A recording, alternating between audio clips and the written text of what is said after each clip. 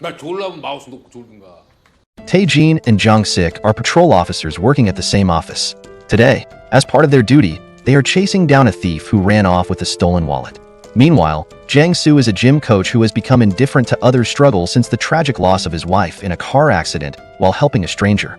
Despite running a gym, he delegates most of the responsibilities to his assistant, Bong-gu, as his attention is solely focused on saving his daughter, Do-kyung, who inherited a heart condition from her late mother. His priority is to arrange for her urgent heart surgery. Tae-jin is deeply in love with a beautiful and sweet woman named Hyun-ji. While Tae-jin is eager to marry her, Hyun-ji has been hesitant, rejecting his proposals.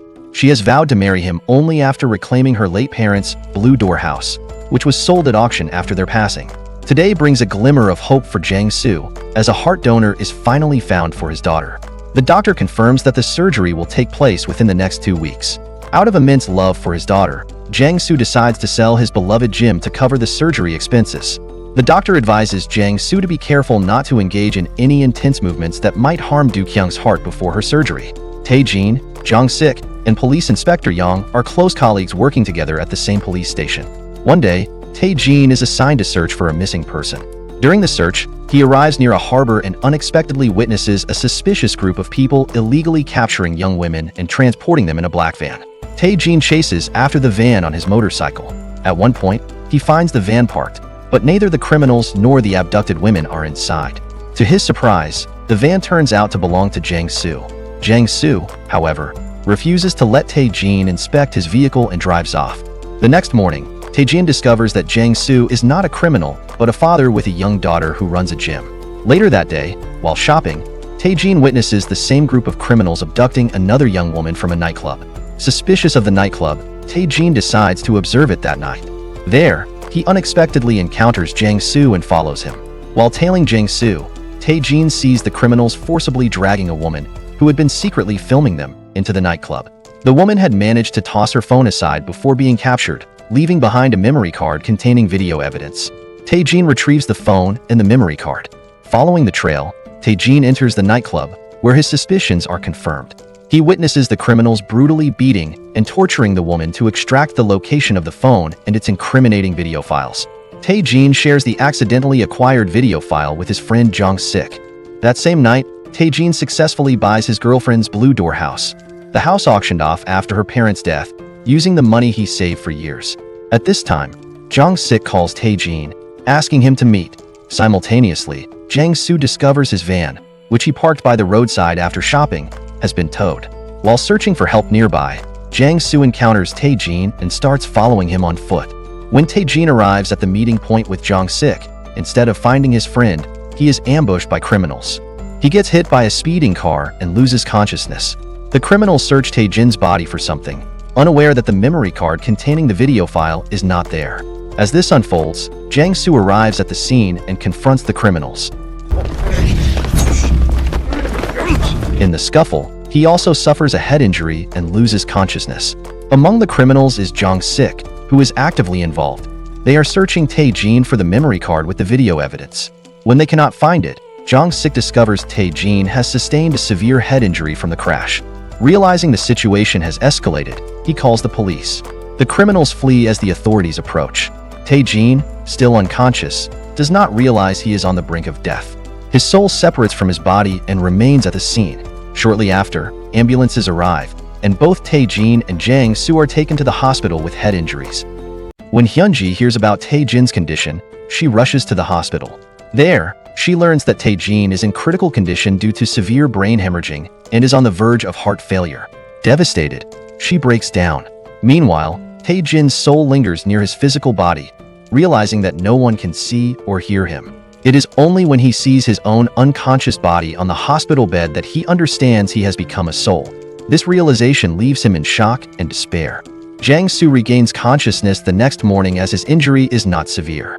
He unexpectedly collides with Tae-jin's soul and discovers that he can see and communicate with him. 아저씨.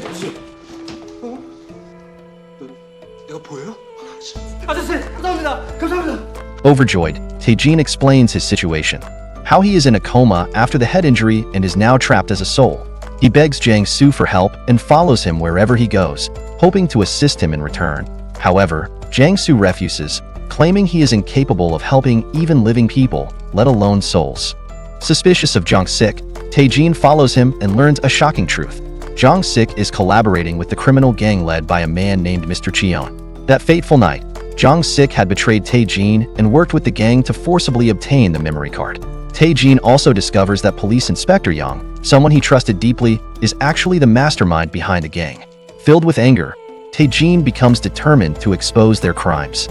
Meanwhile, the gang members try to silence Jiang Su by attacking him at the hospital. Jiang Su fights back and narrowly escapes their clutches, managing to hide from them. On the other hand, Hyunji examines Tae-jin's personal belongings, which she received from the nurse. While searching through them, she finds that Tae-jin has already prepared a marriage registration form to marry her. She also notices that he has already signed it with his fingerprint. The next morning, without wasting any time, Hyunji goes to the courthouse, places her fingerprint in the designated spot for the bride, and officially confirms their marriage registration form with Tae-jin. By nighttime, Hyunji informs Tae-jin that they are now legally a family and that their little one will soon arrive into the world. Through Tae-jin's wallet, Hyunji accidentally discovers the memory card containing the secret video file. Unaware of its significance, she unknowingly hands it over to Jiang Sik, not realizing he is an enemy. Tae-jin tries to seek Jiang Su's help to rescue Hyunji. Unfortunately, Jiang Su's daughter, Do Kyung, suddenly goes missing, leaving Jiang Su distraught and unable to focus on anything else. With Tae-jin's assistance, they eventually find Do Kyung. Though she is unconscious with a stopped heartbeat, emergency treatment brings her back to life just in time. For years ago, Jiang Su and his family of 3 experienced a tragic car accident during a trip. While Jiang Su managed to save a couple trapped in their vehicle, a delivery truck collided with his own car, killing his wife and severely injuring his daughter. Do Kyung survived but inherited heart problems from her mother, who had been suffering from cardiac issues even before the accident. Haunted by guilt, Jiang Su feels he failed to protect the family he loved most. He believes he is incapable of helping anyone else and continues to refuse Tae-jin's pleas for assistance. Meanwhile, Tae-jin grows furious at Jiang Sik's betrayal. He channels all his energy into striking Jiang Sik with his fist. However, as a soul, his attack merely moves the air and causes slight shifts in nearby object. This sudden exertion causes pain in Tae-jin's heart, reflecting his coma-stricken body in the hospital nearing cardiac arrest. Though the doctors stabilize him temporarily, they inform Hyunji that Tae-jin's time in the living world is limited. Hearing this, Hyunji is heartbroken, knowing she will soon lose the man she loves. On her way home from the hospital, she is abducted by the criminals. They take her to a building at the harbor and interrogate her about the memory card's whereabouts. Simultaneously, Jiang Su learns that a donor for Do Kyung's heart transplant has suddenly canceled. Desperate and unsure of what to do next, he is approached by Tae-jin, who offers to donate his heart to Do Kyung. Tae-jin reveals he is nearing the end of his life and asks Jiang Su, as his final wish, to save his beloved Hyunji, who has been kidnapped. Tae-jin kneels and begs Jiang Su for help. Left with no other options, Jiang Su finally agrees to assist Tae-jin. Meanwhile, the memory card containing the secret video file falls into the hands of Mr. Cheon through Jiang Sik.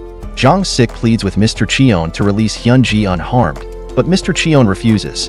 Instead, he beats and imprisons Jiang Sik alongside Hyunji. Jiang Su and Tae-jin arrive at the harbor where the criminals are hiding. They successfully fight and subdue the criminals.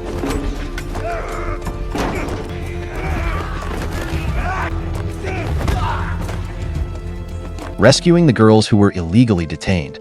However, they cannot find Hyunji yet. Meanwhile, Police Inspector Yang rescues his friend Jiang Sik and calls the patrol officers to shift all blame onto Mr. Cheon. When Jiang Su tries to stop him, a fight breaks out between the two. Just as the patrol officers arrive, Inspector Yang orders them to arrest Jiang Su, despite him being innocent. Shortly after, another police unit arrives. Jiang Sik confesses the truth about his crimes and clears Jiang Su's name, leading to Jiang Su's release. However, Inspector Yang is charged with multiple offenses, including smuggling, bribery, human trafficking, sex trafficking, conspiracy to commit murder, attempted murder, and kidnapping. Instead of surrendering, Inspector Yang brandishes a gun and tries to escape. Tae-jin uses all his spiritual energy to make ice blocks fall from the refrigerator onto Inspector Yang, temporarily immobilizing him. Taking advantage of the situation, Jiang Su subdues him and hands him over to the police. Jang Soo then manages to rescue Hyun-ji, who is on the brink of losing consciousness. Afterward, he transfers ownership of the blue door house that Tae-jin had saved up for years before his coma to Hyun-ji, fulfilling Tae-jin's wish. Before departing, Tae-jin's soul, visible only to Jang Soo, bids a final goodbye to Hyun-ji. He tells her to take care of her health and to continue living a happy life with their soon-to-be-born child, even after his absence. Coincidentally, the doctor assigned to perform Do Kyung's heart surgery turns out to be someone Jang Soo had once saved during a car accident. Out of gratitude, the doctor promises to do his best and assures Jang Soo not to worry. Do Kyung's heart surgery is a success. From that day onward, Jang Soo undergoes a transformation, no longer living a self-centered life. He becomes someone who readily helps others in need.